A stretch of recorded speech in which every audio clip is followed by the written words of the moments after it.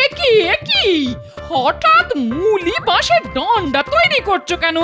বলি ঘরে ডাকাত আসবে নাকি? না, আত্মরক্ষার উপায় বার করছি। যা দিনকাল পড়েছে, ডাকাত আসতে আর কতক্ষণ। কি ভাবো আমায়? এক সময় লাঠি খেলতাম।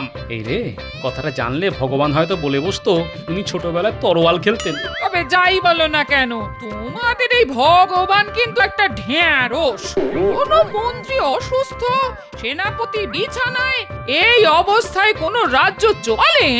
দাদু দাদু, আমাদের পুরনো মন্ত্রী কথা বলতে শুরু করেছে, সবাই দেখতে গেছে। তা তুমি যাবে না? যাবো তো বটেই, কিন্তু ভগবানের দয়া থেকে এবার আমরা বঞ্চিত হব। চল গুলটে, পুরনো মন্ত্রীকে একবার দেখে আসি।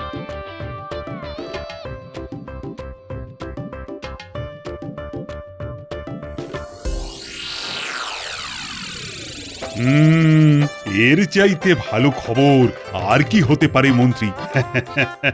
তুমি ফিরে আসবে, তার চাইতে ভালো খবর আর কি হতে পারে? সবই ভগবানের দয়া মহারাজ। ওই নামটা আর উচ্চারণ করুন। আমি আর কি বলবো? তোমার সুস্থ হওয়া উপলক্ষে আমি কাল একটা ভোজ সভার আয়োজন করছি, আর সেটা হবে তোমার বাড়িতে। রাজসভার সবাইকে কিন্তু উপস্থিত থাকতে জানিয়ে দিতে হবে। হ্যাঁ, মন্ত্রীর ফিরে আসাটা আমাদের কাছে খুবই আনন্দের বিষয়। কাল জমিয়ে খাবো। তোমার খাওয়া মানে তো একটা ভোজ সভার সব খাওয়া খেয়ে ফেলা, তবে সেটা করতে যেও না। মহারাজ, খাওয়া নিয়ে দয়া করে আমায় খোঁটা দেবেন না। এই গুণটা আমি অনেক চেষ্টা করে অর্জন করেছি। আমার তো ওই গুণের মধ্যে দুই, খাই আর শুই। এবার আমাদের কি হবে? না খেতে পেয়ে মরবো তো। আরে বাবা, চিন্তা করিস না। আরে বাবা, আমি তো আছি নাকি রে? আপনি তো এখনো কয়েকদিন আছেন, তাই তো? থাকবো না মানে কে তাড়াবে আমাকে? কিন্তু গোপাল তো আপনাকে ছেড়ে দেবে না। হয়তো কালই মহারাজকে বলে আপনাকে তাড়িয়ে দেবে। তখন যা যা, গোপালের কত এলেম তা জানা আছে আমার। গোপাল যদি মহারাজকে ফুসলায়, তবে গোপালকে আমি দেখে নেব। এই শোনো, তোমার এই বড় বড় বাকি না আমি বিয়ের পর থেকেই শুনে আসছি। এতদিন মন্ত্রিত্ব করেও আমায় একটা সীতাহার দিতে পারলে না। আগেই বলেছিলাম গুছিয়ে নাও, গুছিয়ে নাও। এবার বেকার স্বামী নিয়ে আমি বাপের বাড়িতে মুখ দেখাবো কি করে? তার আর কি, এবার আমার বাপের ওপর বসে খাবে, লজ্জাও করে না। লজ্জা আমি পাবো কেন? তোমার বাবা যেভাবে আমার পিছনে পড়ে রইলো, তা দেখে আমার কষ্ট হলো। সত্যি তো, আমি বিয়ে না করলে মেয়েটার তো আর বিয়েই হবে না। এই এই মিথ্যে কথা বলো না, জিভে পোকা পড়বে। আমার বাবাকে কে কে বলেছিল বাড়িতে সোনা মোহরের ছড়াছড়ি, আপনার মেয়ের কোনো কষ্ট হবে না। সেরকমই ছিল। বিয়ের পর সব বুদ্ধি ঘেঁটে গেছে। তবে মন্ত্রী থাকি বা না থাকি, তোমায় সোনার বাজু আমি গড়িয়ে দেবই। কোথা থেকে শুনি? তুমি কি জাদু জানো নাকি? রাজবাড়ি লুট করবো। সেনাপতি এখন নেই, এটাই সুযোগ। এতেও তোমার শিক্ষা হয়নি। এবার কি শুলে চড়ার শখ হয়েছে? শুলের ভয় আমায় দেখিও না। ছোটবেলায় কত শুলে চড়েছি জানো? তোমাদের নাগরদোলার চাইতে অনেক আরামের। আরে ছাড়ুন এসব বাজে কথা। এদিককার খবরটা শুনেছেন? পুরনো মন্ত্রী সুস্থ হওয়ার উপলক্ষে তার বাড়িতে আজ মহারাজ ভোজ সভার আয়োজন করেছেন। ইলাহি ব্যাপার, রাজবাড়ির সবাই যাচ্ছে, এমনকি পাইক বরকন্দাজ। বাড়ি একেবারে ফাঁকা। বলিস কি রে? তবে শেষ কামড়টা দিয়ে আসি বল। পুরো বাড়ি একেবারে ফাঁকা করে দেব, তারপরে জঙ্গলে পগার পার। কি বলিস? হ্যাঁ গো, রানীর ঘর থেকে আমার জন্য হীরের গোটা দশেক মালা নিয়ে এসো তো।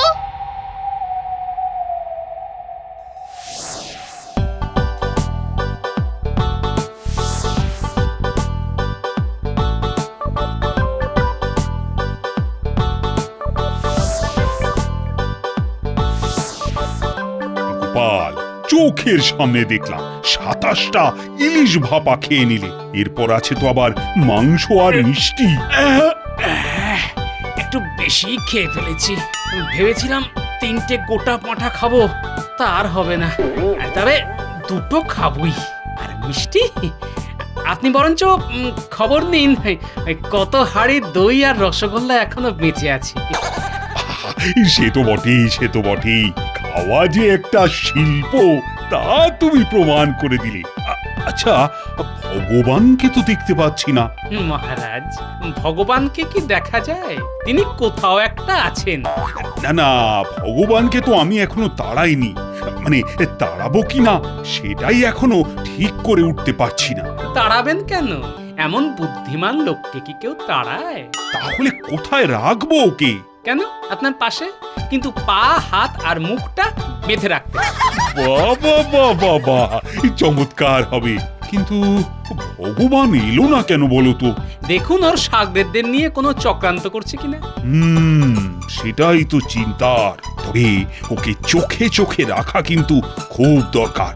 এই সর্বনাশ, আমার তো পেয়ে গেছে। হ্যাঁ, পেয়ে গেছে?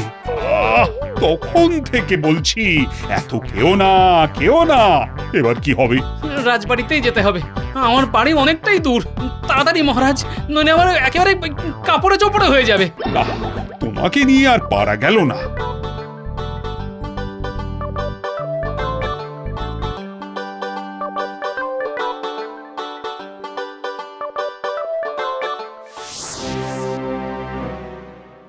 এই তাড়াতাড়ি ওপরে ওঠ বটা, একেবারে মোহর যেখানে রাখা আছে সেইখানে।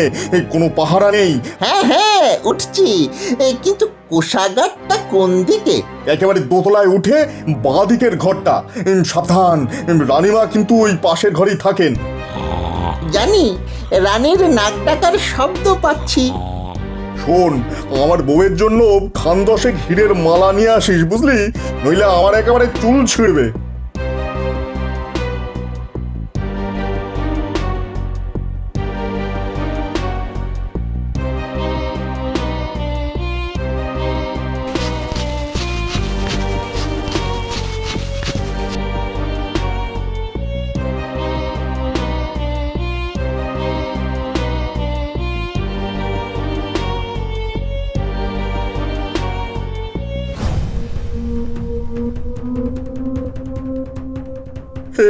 সর্বনাশ হয়ে গেছে রে বটা, মহারাজ আর গোপাল এইদিকেই আসছেন। এই তাড়াতাড়ি তাড়াতাড়ি পালা।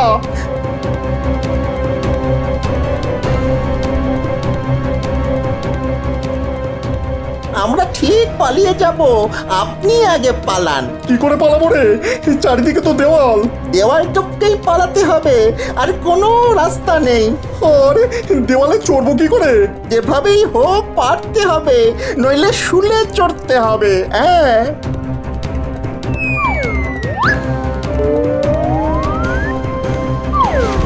বাবারে বাবারে বাবা, আরে কে আছো? আমার তোলো। উড়ি বাড়ি, মাজাটা গেল রে, মাজাটা গেল। পা দুটো বোধহয় ভেঙেছে। আরে ভগবান, আরে তুমি পড়ে গেলে কিভাবে? দেখি দেখি, হাত পা ভাঙলো কি না? স্মৃতির টানে পাঁচিলে উঠেছিলাম রাজবাড়িটা শেষবারের মতো দেখবো বলে, তার হলো না। বিধাতা আমার কোমর ভেঙে এখানেই থাকতে বললো। ওরে বাবারে বাবারে বাবা। এই কে আছিস? আরে ভগবানকে কাঁধে করে ঘরে নিয়ে যা। বিষয়টা খুবই বিস্ময়কর, তাই না মহারাজ? তোমার তো সব ব্যাপারই সন্দেহ। একটা লোকের কোমর ভেঙে গেছে আর তুমি তাকে সন্দেহ করছো? মহারাজ, গোপাল বিপদের গন্ধ অনেক দূর থেকে পায়। জোর বাঁচা বেঁচে গেছি রে ঘটা। মহারাজার হাতে ধরা পড়ে গেলে কি হতো বলতো? কি আবার হতো? শুলে চড়তে হতো। কিন্তু ভগবানের কি হলো বলতো? এখন ভগবানের কথা বাদ দে তো, আমাদের কথা ভাবি চল। হ্যাঁ, শুনেছি এই জঙ্গলে নাকি ডাকাতের দল থাকে। তারা নাকি ওই ঠিক মানুষ নয়, রাক্ষস।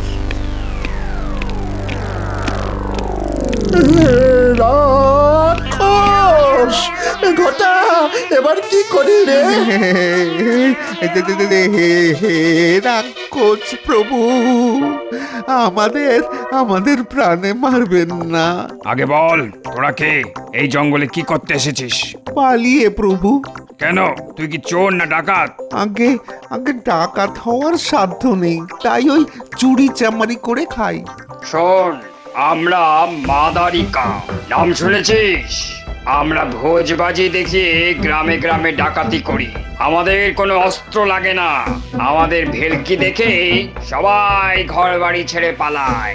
আমাদের দেখে কেউ পালায় না প্রভু, উল্টে লোক দেখে আমরা পালাই। খুবই দুঃখের কথা। আপনার শ্রীচরণে আমাদের একটু স্থান দিন প্রভু। দেখ, আমাদের পথ বড় কঠিন পথ, কিন্তু একটা কাজ তোদের দিয়ে হবে।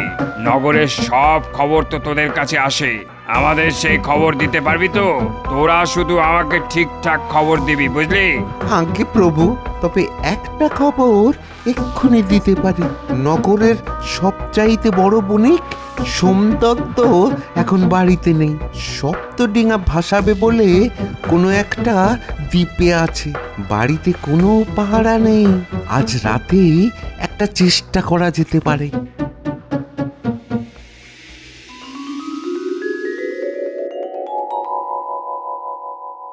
মহারাজ, আজ কতদিন পর রাজসভায় আসতে পেরে কি যে আনন্দ হচ্ছে তা কি করে বোঝাবো। এত সুসংবাদের মধ্যেও একটা দুঃসংবাদ আছে। কাল সোমদত্তের বাড়িতে একটা অদ্ভুত ডাকাতি হয়েছে মহারাজ। হ্যাঁ, সোমদত্তের বাড়িতে ডাকাতি হয়েছে? অদ্ভুত ডাকাতি। যারা ডাকাতি করতে এসেছিল তারা নাকি একতলা বাড়ির মতো লম্বা, তাদের মুখ দিয়ে নাকি আগুন বার হচ্ছিল। যারা দেখেছে তারা বলছে ওরা নাকি রাক্ষস, জঙ্গলে থাকে, ওরা নাকি মানুষ চিবিয়ে খায়।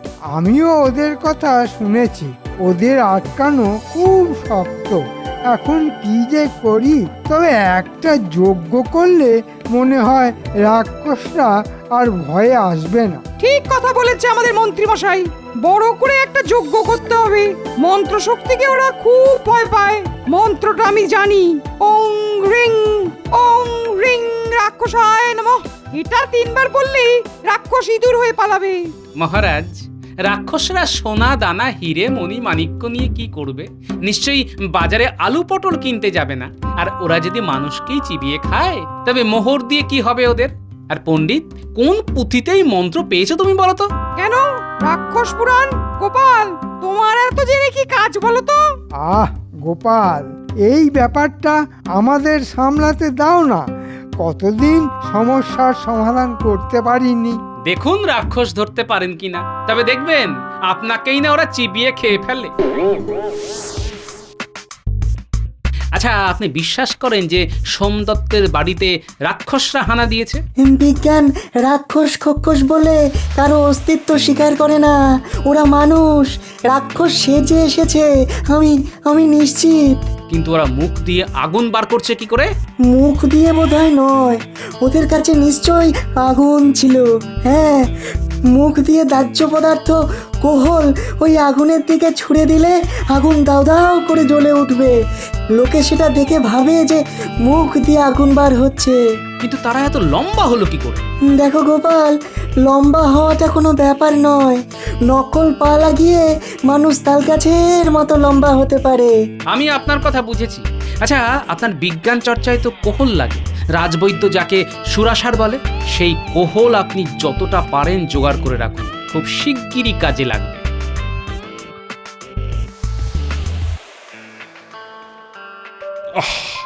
রাক্ষসদের যা উৎপাত শুরু হয়েছে তাতে তো খুব শীঘ্রই তারা রাজবাড়িতেও হানা দেবে।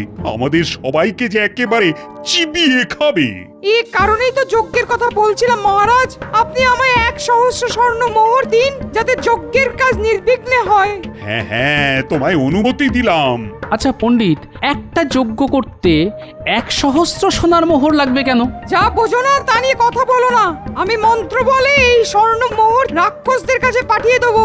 আর মোহর থাকবে এমন বশীকরণ মন্ত্র যে রাক্ষসরা তার কাছে ঘেঁষতেই সাহস পাবে না। ঠিক আছে, বুঝলাম মহারাজ। তবে এই যজ্ঞ হবে জঙ্গলের মধ্যে, যেখানে রাক্ষসরা বাস করে। তাহলে তাদের বশ করা আরো সহজ হবে। কিন্তু যদি আমাদের খেয়ে ফেলে? এই তো বললে তুমি নাকি রাক্ষসদের এমন বশ করবে যে তারা আর কাছে ঘেঁষতেই সাহস পাবে না। তা এখন ভয় পাচ্ছ কেন? না না না, ভয় পাবো কেন? আমাকে শুধু আর কয়েকটা মন্ত্র প্রয়োগ করতে হবে। আগে তো সোনার মোহর হাতিয়ে নি, তারপর রাক্ষস খেলে খাবে।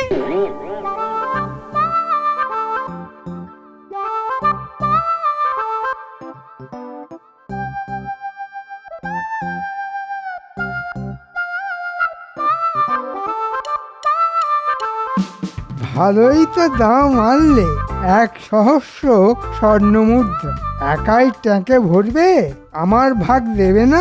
তা কখনো হয়? হ্যাঁ, কিন্তু গোপাল যে সব ভেস্তে দিল, জঙ্গলে কেন যোগ্য হবে বলো তো? আরে রাক্ষস টাক্ষস কিছুই নয়, এরা ডাকাত। ভগবানের সাগরেদ বটা ঘটা ভগবানকে না পেয়ে আমার কাছে এসেছিল, সব বলেছে। ওদের বলে মাদারিকা, ভোজবাজিতে ওরা ওস্তাদ।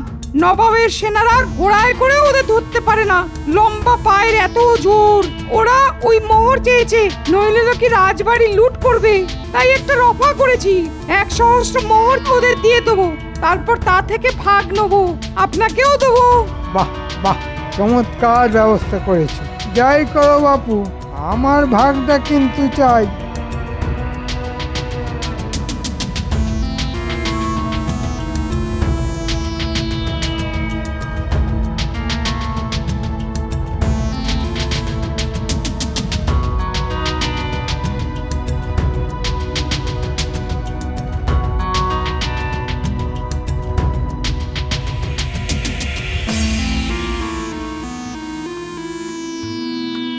শোনো পুটির বাবা, ওই যে মুলি বাঁশের ডান্ডাগুলি দেখছো, সেগুলি নিয়ে তোমরা যজ্ঞস্থানের থেকে একটু দূরে লুকিয়ে থাকবে। ডাকাতদের দল আমাদের ঘিরে ফেললেই ওদের পা লক্ষ্য করে ডান্ডাগুলি ছুড়বে জোরে।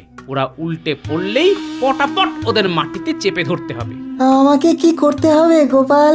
ধুতির খোঁটায় কোহলের শিশি লুকিয়ে রাখতে হবে। ডাকাতরা আসলেই মুখে কোহল নিয়ে আগুনের চেলা কাঠে কোহল ছুঁড়ে দিতে হবে। পারবে তো? আরে পারবো না মানে? রাক্ষস বা ডাকাত যেই হোক না কেন, আগুনকে ভয় পায় না এমন কেউ নেই। হ্যাঁ,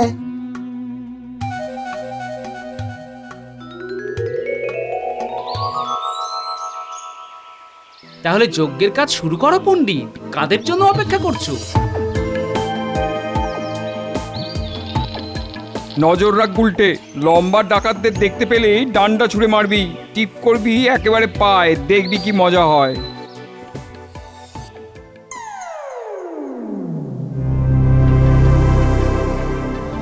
ওরা এবার যজ্ঞ শুরু করবে। তোরা মুখ দিয়ে আগুন ছুঁড়তে ছুঁড়তে হারে রে রে করে তেড়ে যাবি। বটা আর ঘটা এই হট্টগোলের মধ্যে পণ্ডিতের কাছ থেকে সোনার মোহর নিয়ে আসবে, বুঝেছিস? ওং রিং রাক্ষসায় নমঃ, ওং রিং রাক্ষসায় নমঃ। এসে গেছে, এই বেলায় সোনার মোহরগুলি সরিয়ে ফেলি, বটা ঘটা এক্ষুনি এসে পড়বে।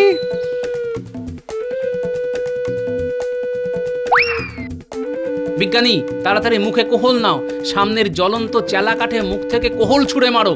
আমিও তাই করছি। হ্যাঁ হ্যাঁ, তাই করছি।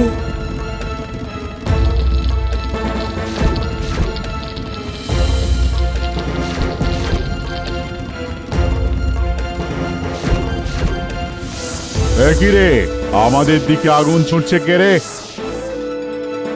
জোরে মার গুলটে, একেবারে পায়ে টিপ করে।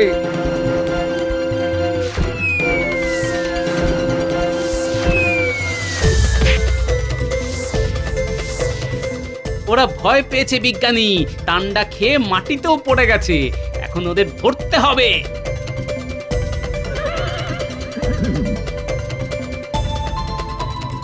পণ্ডিতকে পাচ্ছি না। 1 সহস্র সোনার মোহর নিয়ে পালালো নাকি? বটা আর ঘটার সঙ্গে পণ্ডিতকে দেখছি ওই গাছের তলায় লুকিয়ে আছে। ওই পালের গোদাটাকে ধরে আনো। বেটা 1 সহস্র সোনার মোহর কোথায় রেখেছে তা তো দেখতে হবে।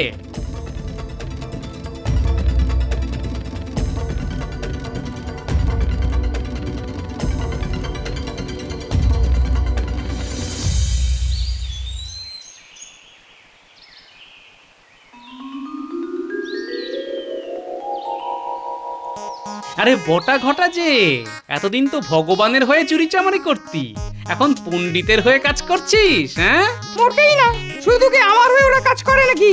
পুরনো মন্ত্রীও এর সঙ্গে জড়িত। ঠিক আছে, সবাইকে বেঁধে মহারাজের সামনে নিয়ে যাওয়া হোক।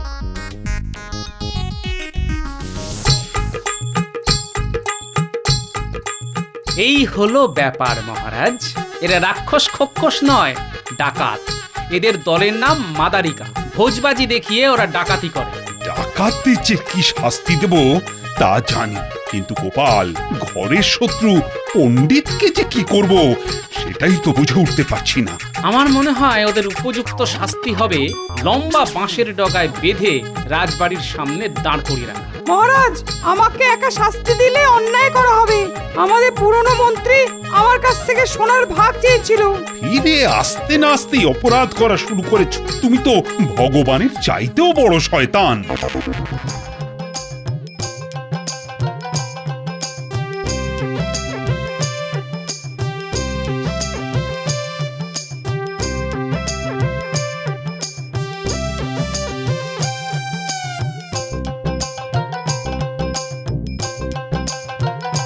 এত বাঁশ তুমি কাকে দেবে? এইমাত্র দিয়ে আসলাম। মহারাজ যা পুরস্কার দিয়েছে তা দিয়ে বাঁশি কিনে আনলাম। জানি না কখন কি কাজে লাগবে। ও, এই যে হেয়ালি করে কথা বলো, বুঝি না বাবা।